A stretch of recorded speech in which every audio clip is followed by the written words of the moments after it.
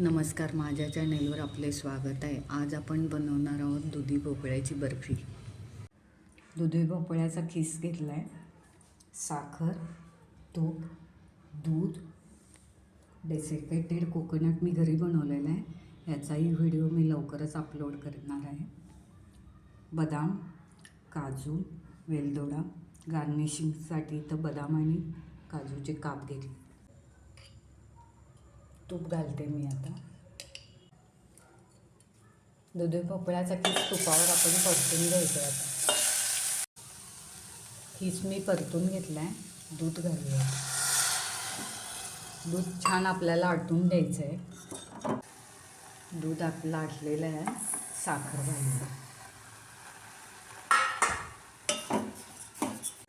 Desiccated coconut घालूया. बदाम, काजू आणि वेलदोडा पावडर.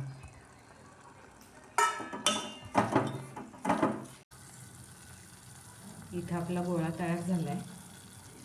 आता मी गॅस बंद करते. इथं मी आता ताटाला तूप लावून घेतलेलं आहे. आता त्यात आपण हे काढून घेऊया.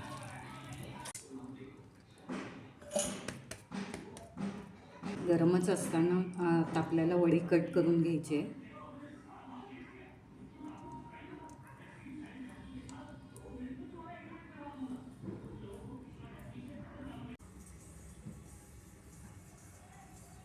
आपली दुधी भोपळ्याची बर्फी तयार आहे.